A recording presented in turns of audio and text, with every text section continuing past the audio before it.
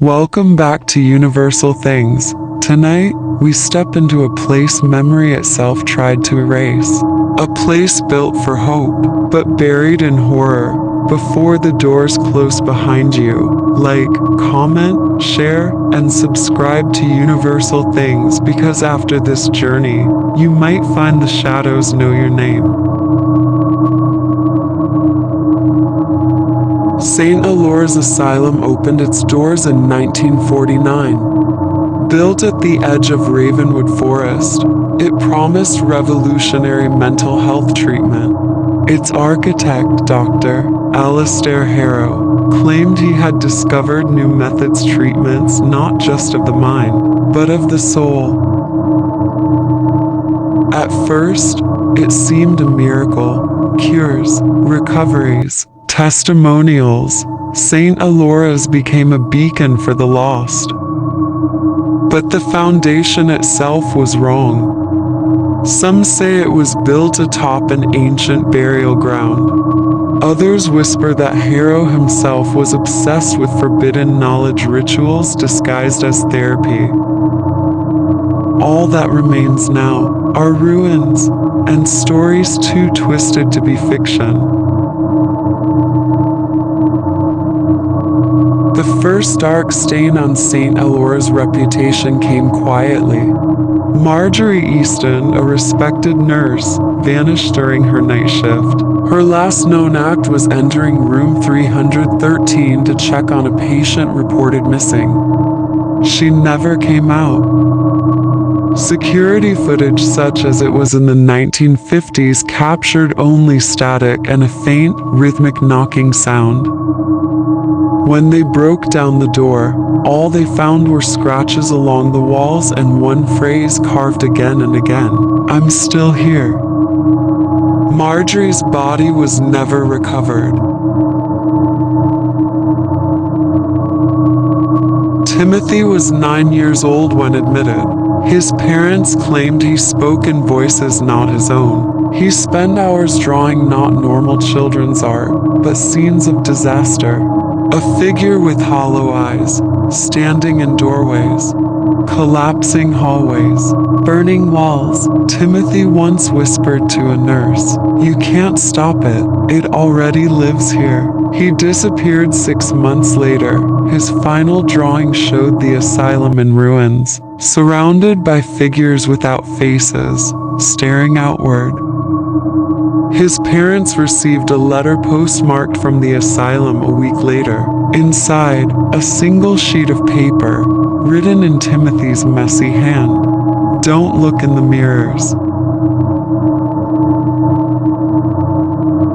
Beneath St. Elora's main wings existed Ward 0. Unauthorized, uncharted, funded quietly by military grants during the Cold War experiments in psychic warfare. Inmates were subjected to sensory deprivation tanks for 72-hour stretches, dream manipulation chambers designed to redirect subconscious fears, mirror splintering therapy using mirrored rooms to split traumatic memories into visible forms. No patient survived the full course. No human mind could. Eleanor Shaw. Symptoms: insomnia and depression. Treatment: mirror exposure. Result: Eleanor claimed the reflections began to act on their own. Before her death, she scratched onto her mattress. The reflection learns faster than we do. Marcus Dunn. Symptoms: schizophrenia. Treatment: dream control via hypnosis. Fields: result: found wandering naked in the woods miles from the asylum, whispering, "The door swings both ways." He had no memory of how he got there. Samuel Trent. Symptoms: night terrors. Treatment: sensory deprivation. Result: described meeting the Weeper, a figure that dripped black water wherever it walked. Still listening? Still breathing? If so, like this video to anchor yourself to reality.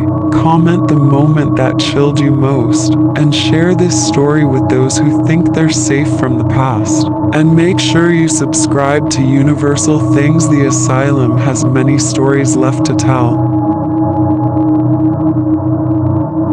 Dr. Leonard Voss was one of Harrow's trusted staff until he fled St. Elora's in 1958. His account was suppressed, but fragments were recovered later. In his taped testimony, Voss whispered, "We didn't heal them. We invited things to wear their faces, and now they wear ours." Voss disappeared 2 weeks after recording the tape. The only trace, a single fingerprint on the tape recorder, one that did not match human DNA.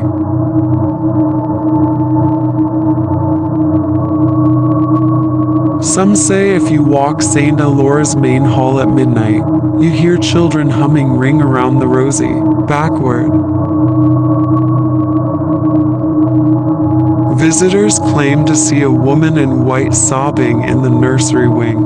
If you approach, she looks up and her face is a featureless void. In rare footage from explorers, a tall figure has been seen smiling into cameras, even when the room was empty. St. Elora's devours memory itself. Those who venture too close often forget their names, or remember names that aren't their own.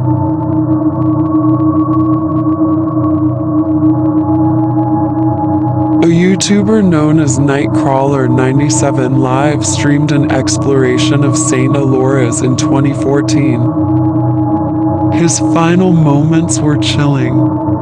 He jokes about hearing tapping sounds. He laughs at a child's toy rolling across the floor by itself. But when he turns the camera toward a broken mirror, something else reflects back something that wasn't there. The stream cuts to black mid-scream.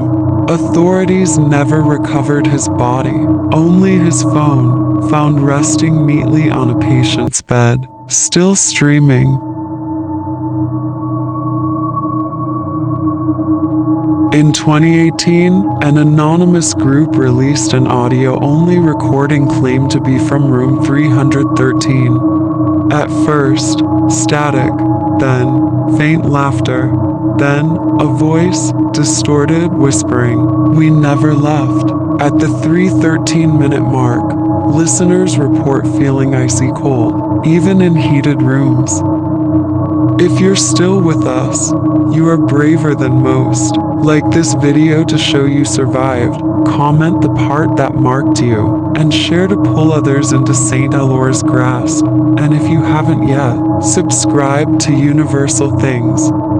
There are more doors waiting to open.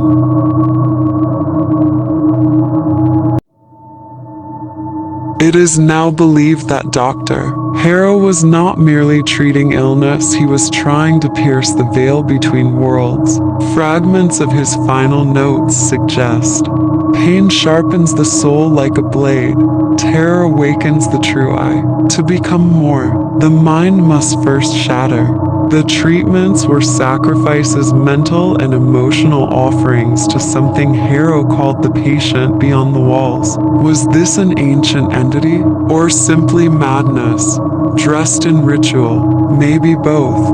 Records show that the night St. Elora's finally closed, multiple simultaneous fires broke out, but no arsonists were ever identified. Witnesses described seeing dozens of patients walking calmly through the flames untouched, eyes glowing faintly. The asylum burned, and yet some rooms were found untouched, as if preserved, as if waiting. Now, decades later, the influence of St. Elora spreads online, through stories, through videos, through whispers that ride the airwaves into your mind. Maybe even this very video. If you've felt uneasy, if you've glanced over your shoulder, if you've heard faint singing from nowhere, then congratulations. You've been invited. and Saint Elora's never turns away a willing soul. Thank you for walking these haunted halls with us tonight. If the whispers followed you home, leave a like to show you survived, and share this with the brave and the foolish. Comment what part of Saint Elora's story found its way into your dreams. Most importantly, subscribe to Universal Things because there are more ruins to explore, more lost places to uncover, and more truths that the dark still hides.